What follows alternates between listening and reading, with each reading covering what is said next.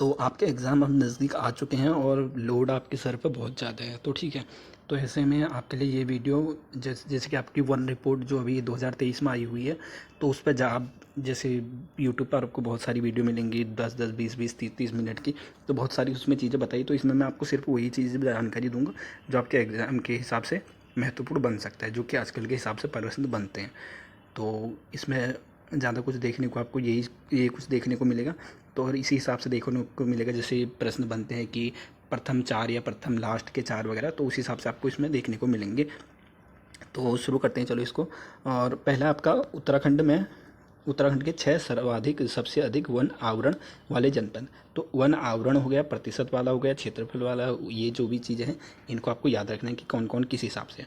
तो अगर वन आवरण वाले जनपद देखे जाएंगे तो 6 सबसे ज़्यादा, आपको 4 ही याद करने, 6 भी नहीं करने, तो ठीक है। पौड़ी गढ़वाल हो गया सबसे ज़्यादा, ये तो आपको याद नहीं करना है। हाँ, अगर प्रश्न बन सकता है कि अगर सिंपली प्रश्न बनेगा कि पौड़ी गढ़वाल का क्षेत्रफल वन आवरण वाला क्षेत्रफल की दृष्टि से कितना क्षेत्रफल कितना वर्ग किमी है, तो ऐसा बन सकता है। लेकिन फिर भी अगर आपको टॉप 4 याद रखने पड़ेंगे, तो पहले पे पौड़ी गढ़वाल हो गया आपका, दूसरे पर उत्तरकाशी हो गया, फिर उसके बाद नैनीताल हो गया, और फिर उसके बाद चमोली हो गया। तो सिंपली आपको 33 इसका याद रख लेना, बाकी 30 इसका याद रख लेना, 28 इसका याद रख लेना, और बाकी 26 इसका याद रख लेना। पीछे का नहीं भी रखोगे चल जाएगा, इतने में आप अनुमान लगा लोगे। और 5वें पे टिहरी गढ़वाल हो गया, फिर पिथौरागढ़ हो गया। तो ऊपर के 4 आप याद रख लेना। अगर वन आवरण की बात करेगा तो पौड़ी, उत्तरकाशी, नैनीताल, चमोली, ठीक है। तो पौड़ी गढ़वाल इसमें जो शब्द हैं थोड़ा बड़ा है, फिर उसके बाद उत्तरकाशी में सबसे ज़्यादा शब्द है, फिर नैनीताल, फिर चमोली। तो इस हिसाब से भी आप अनुमान लगा सकते हो। तो देख लीजिएगा आप, ट्रिक यही है इसकी। तो पौड़ी गढ़वाल में सबसे ज़्यादा शब्द है ना, देख लो, फिर उत्तरकाशी, फिर नैनीताल, फिर चमोली। तो इस हिसाब से आप इसको आवरण वाले हिसाब से तो अनुमान लगा सकते हो। तो ये तो आपका आवरण वाले हो गए। और फिर उसके बाद आपका हो गया उत्तराखंड के 6 सबसे कम वन आवरण वाले जनपद। तो ऊपर तो आपका सबसे वो वाला था, क्या बोलते हैं, ज़्यादा वाला था। तो अब आपके कम वाले देखते हैं। उधम सिंह नगर तो आप वैसे ही अनुमान लगा लोगे, क्योंकि वो पर्वतीय क्षेत्र है और वहाँ पर पेड़ वैसे ही कम होंगे। 494 है, इतना याद रख लो, देख लो, ये भी आपको याद हो जाएगा। और हरिद्वार, ये भी आप याद रख लोगे, याद करने की ज़रूरत ही नहीं है, क्योंकि वो भी मैदानी इलाका है। तो 564, इन दोनों में 500 के आसपास हैं। तो इन चीज़ों को याद रख लेना। 49, 56, ये कम वाले हैं, ठीक है। और फिर उसके बाद हो गए वन आवरण भी है, या ये भी याद रख लेना। और फिर उसके बाद रुद्रप्रयाग, रुद्रप्रयाग का क्षेत्रफल भी आपका कम है, तो इस हिसाब से आप अनुमान लगा सकते हो कि वहाँ भी कम ही होंगे।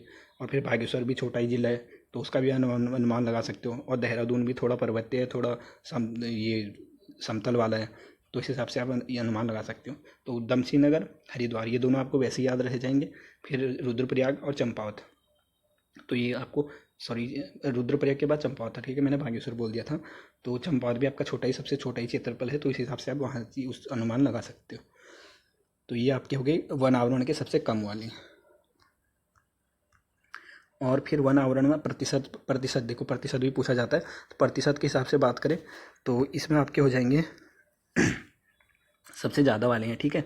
चंपावत हो गया आपके सबसे ज़्यादा, 69। इनका प्रतिशत याद रख लेना, अगर हो सके तो, शायद पूछा जा सकता है। फिर नैनीताल हो गया, फिर पौड़ी गढ़वाल हो गया, फिर टिहरी गढ़वाल हो गया, फिर रुद्रप्रयाग और बागेश्वर। टॉप 4 के तो याद रख लेना। चंपावत और नैनीताल तो आपको याद रहेगा। फिर उसके बाद पौड़ी और टिहरी, ये दोनों भाई वगैरह हैं। पौड़ी और टिहरी तीसरे और चौथे पे हो जाएंगे। ये प्रतिशत वाली बात है, ठीक है। और ऊपर आवरण वाली देखिए, तो इन चीज़ों को याद कर लेना अच्छे से। और फिर वन आवरण में प्रतिशत में सबसे कम, अब ऊपर तो अभी सबसे ज़्यादा वाले थे, और सबसे कम वाले हैं, ठीक है। उधम सिंह नगर, वहाँ भी अगर वन आवरण वाले में पूछा जाएगा खाली क्षेत्रफल में, तो उसमें भी पहले पर उधम सिंह नगर था और दूसरे पर हरिद्वार था। ये दोनों सेम हो जाएंगे, ठीक है। बदला खाली इस पर है, पिथौरागढ़ और चमोली, ये बदला है। बाकी प्रतिशत में ये दोनों में, दोनों जगह यही कम है। तो फिर पिथौरागढ़ तीसरे नंबर पर हो जाएगा, फिर चमोली हो जाएगा, और फिर उत्तरकाशी, देहरादून वगैरह हो जाएगा। तो ये वन आवरण में प्रतिशत में कम वाले हैं। फिर उसके बाद 2000, अगर इसकी तुलना करें ना, जैसे 2021 से पहले वाली थी रिपोर्ट थी और इस वाली उसमें थी, तो ये सबसे अधिक या कमी वाले, सबसे वन क्षेत्र में सबसे अधिक कमी तो किस में दर्ज की गई है, उधम सिंह नगर में सबसे ज़्यादा कमी दर्ज की गई है। फिर उत्तरकाशी, फिर चमोली, चंपावत, तो ये कमी दर्ज की गई। तुलना करें अगर 2021 वाली रिपोर्ट से और 2023 वाली, ये उस चीज़ से। और अगर वृद्धि की बात करें तो वृद्धि में आपका टिहरी गढ़वाल में सबसे ज़्यादा वृद्धि हुई है 8,08,7 वर्ग किमी। फिर उसके बाद देहरादून हो जाएगा, फिर अल्मोड़ा हो जाएगा, फिर नैनीताल हो जाएगा, फिर पिथौरागढ़ हो जाएगा। तो आपको ये याद रखना है सिंपली। अगर वृद्धि की बात करें तो टिहरी गढ़वाल हो गया, देहरादून, अल्मोड़ा और नैनीताल। और अब ये तो खैर सिंपली है, आपको पता ही होगा, खैर क्षेत्रफल वाले हैं ये तो, इनका सबसे क्षेत्रफल वाले जनपद हैं। तो चमोली हो गया, उत्तरकाशी, पिथौरागढ़, पौड़ी गढ़वाल, नैनीताल, ये सिंपली आपको सबको याद होगा, लेकिन फिर भी अगर याद कर लेना अगर यहाँ पर हो सके तो। और सबसे कम में आपका चंपावत हो जाएगा, फिर रुद्रप्रयाग, बागेश्वर, उधमसिंह नगर, ये चीज़ें इसमें है। ये क्षेत्रफल है जो उनका चीज़, इनका वन से लेना देना कुछ नहीं है, ठीक है। और फिर एक चीज़ और है आपकी यहाँ पर, आग लगने की घटनाएं। तो ये आपका प्रश्न बन सकता है।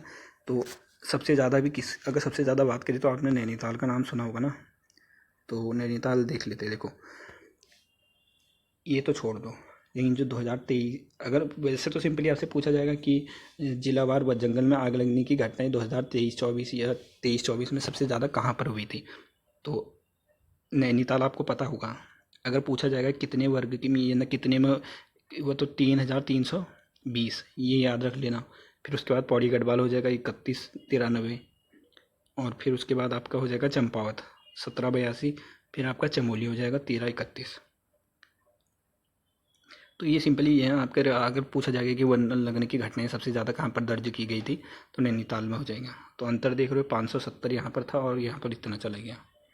तो वृद्धि इतनी ज़्यादा हुई थी। क्या पता पूछ जाएगा, डीप प्रश्न पूछा जाएगा तो यही पूछा जाएगा कि कितने की वृद्धि हुई थी, तो 27, 50 वगैरह। तो ये चीज़ें आपको थोड़ा बहुत याद रखें, क्योंकि एग्ज़ाम अभी जिस हिसाब से बन रहे हैं ना, आप समझ भी नहीं सकते हो कि एग्ज़ामर के दिमाग में क्या चल रहा होगा, वो किस तरीके का प्रश्न बना सकता है।